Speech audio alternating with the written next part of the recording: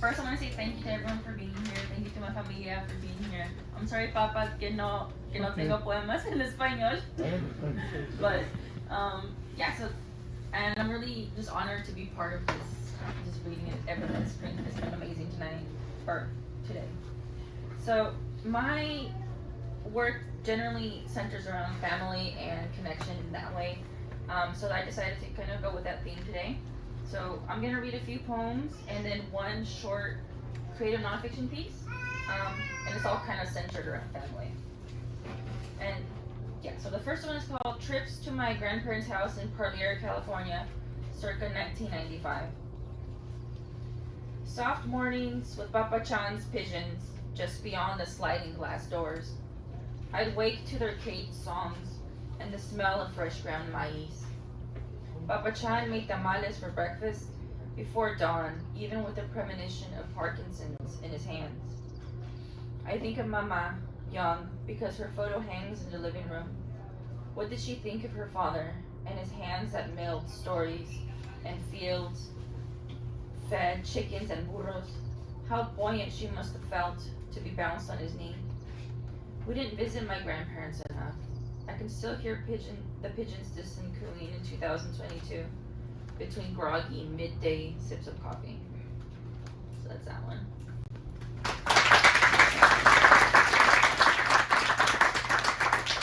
And this one is called Mama Serenata for my grandmother on Mexican Mother's Day. We had this tradition before she passed away to pretty much serenade her with the mañanitas every Mexican Mother's Day. So this is kind of a reflection on a home video that I found through my aunt. So this is it. In an old home video, circa 1991, Mama nurtures words into breath, squeezes my Tio Pancho's poem like juice from lemons on Mama Eva's tree, pours it into the waiting mestizo ears, and like miel de maguey sweetens the Spanish verse. Memory shakes my teeth. I can smell the embroidered tortilla warmer on the dining table where the soft ghosts of hand-turned maize still lingers. My jelly shoes tap on the scuffed linoleum. I can taste the warm soda Mama Eva would keep in the bottom cabinets, the ones I would sneak into when we slept over. I hardly know this young woman on the VHS. Vibrant, in her late 30s, Mama is wearing a bright orange coat and huge turtle shell glasses. When I try to recall it later, I do not remember how the poem goes. I can barely hear her in my memory. I just remember my tias and tios and primas and primos huddled around her, a fireplace only Gallegos knew how to light. I wonder why she didn't recite more poems when I was growing up. Or if she did, why didn't I listen? Just that one.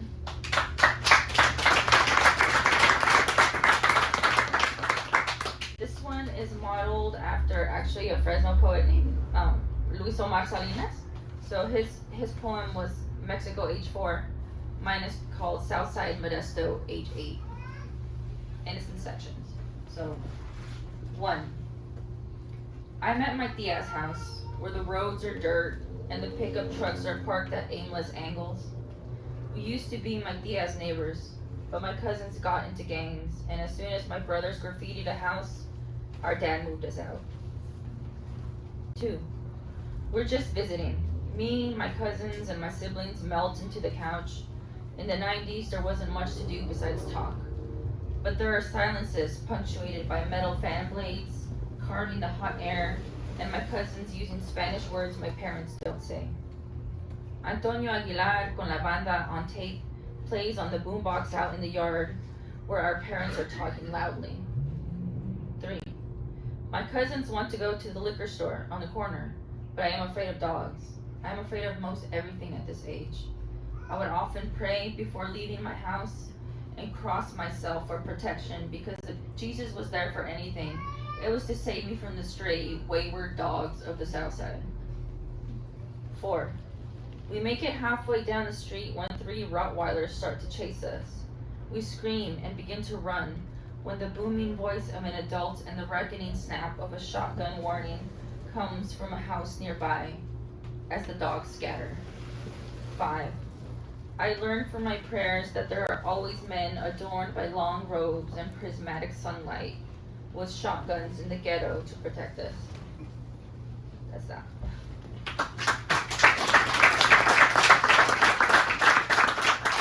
And this one, this is the last poem before I move into the short fiction or nonfiction piece, and I haven't showed it to my siblings yet, but maybe they can give me some feedback. It's called Reminiscing with My Four Siblings. Remember the ghetto? The roaches crawling in that little earwax yellow house on the south side. That time we were robbed. How our dad brought us that small black and white TV to appease our cartoon needs. Eating hot dogs on white sandwich bread. Hip hop was better in the 90s. What gaudy cape would Watan Mercado wear today? Our mom's pozole blanco is sunrise through dusty Venetian blinds. And if you disagree, we banish you to the room where we played Batman and Robin on blast.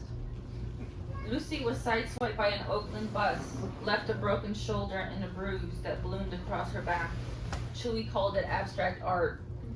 We spread our fingers ready to catch her tears, knowing she would flip the driver off at crosswalks and turn the whole thing into a joke. Life can squash us like crystal bugs, delicate hairline fractures sutured by blood bond. That's a poem.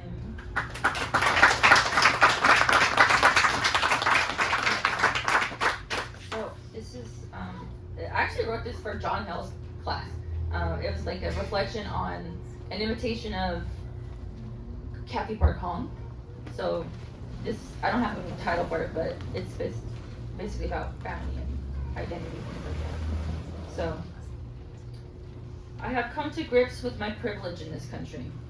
I am a second generation Mexican, born in the USA, who has been indebted in more ways than one, student debt being a huge part of that puzzle. My maternal grandparents opened the border for us, so to speak. My grandmother was born in Mason City, Iowa, by pure chance, as my great-grandparents were there for work. I'm not entirely sure what their work was or why it brought them to Iowa, but my grandmother was born an American citizen as a result. My grandmother was born in 1928, a wildly different landscape to today's America. She brought over her family, officially all 12 of her children and the spouses of those who were married, including my mother and my father, in 1978. I've always thought of our situations as stars aligning. If they hadn't aligned, I would not be here today in this country. I would not have been born an American citizen if my great-grandparents weren't in Mason City, Iowa on Christmas Eve in 1928. I could almost think of it as a birthright. I was meant to be here. All of my family was meant to be here if things are meant to be at all. So if it is my birthright, or if I have every right to be here, framing it another way, why have I had a feverish passion to always feel like I belong my entire life? There are things that have made me feel like an outlier, little things that add up. As a child, I was told by teachers how well-spoken I was. I've had white friends call me exotic. I've had other friends say I'm the good kind of Mexican. You're not annoying like other Mexicans. As a younger person, I took this as a source of pride. That's right. I am the good kind. I do speak well. What an honor to be so accepted. My 6th grade teacher told me I would never survive the Holocaust. Black hair. Yeah, you did. Brown eyes. Brown skin in the summer. Nope, I didn't fit the Aryan blueprint. That one took me by surprise. I thought I could just squeeze by. I thought with enough language and politeness, white folks would embrace me. I wouldn't survive even if I was one of the good ones. I began to piece all these comments together. They all seemed to imply that there was something I was surpassing, someone I must be better than. Somehow I was overcoming a part of me that must be overcome. My parents became American citizens in the 90s. I was born in Sun Valley, California. Where should I be? Where would I be if I weren't here? And if I wasn't born in the 80s in California, what if I was stranded in 1930s Germany? What if my grandmother was born in Germany and not Mason City, Iowa? I once accompanied my mother to a meeting with her caseworker at the welfare office, just in case she needed a translator. I was around 19 or 20 years old at the time. but I'd been her translator since I could feasibly communicate. The woman that day, who I assumed was either her caseworker or a substitute, was Hispanic. A relief. She asked my mother in Spanish about her work history. My mother said she'd never worked in the USA. She has always been a stay-at-home mom. The woman's face crumpled like a wet paper towel. Señora, venimos a este país para trabajar. She was furious. She was scolding my mother, a woman well into her 50s at this point, for having no work history. She told her that we come to this country to work. I could tell my mother was embarrassed, but I was too meek and timid at the time to say anything. A part of me wondered if she had a point. But I was foolish. We do not all earn our keep on this planet the same way as others do. We are indebted to this country in different ways. My mother raised 5 children and nursed my alcoholic father when he would come home caked in cement from a construction job he did not want but needed to keep. In what sense did she not work in this country? If she came to work, well, damn, she worked. I don't have to earn my place here either, not in the ways I thought I did. As a young person, I thought I had to be one of the good ones to be worthy of living here. I thought I had to fit in, smile to the gringos, and pine for their approval. I wanted so badly to be praised by white teachers and white city workers and white friends. I wanted it to feel safe and to avoid humiliation. I wanted it to feel like I've earned my place here. I do feel indebted in certain aspects. My life would undoubtedly have been different if I was born in Mexico. I would not be working toward an MFA in poetry, a paltry degree. I'm half joking. I would not have the comforts I have today. My parents tell me about old Mexico and how blessed they are to be here. I do not deny that. I wonder, though, what cost we've paid. Who paid the price for my privilege? I can't really say. Am I as privileged as I think I am? I couldn't walk the street as a white woman, couldn't even survive the Holocaust. I have no answers, only questions, in the hope that life will bring some clarity. At least I know one thing. I do not need to belong. I need to be.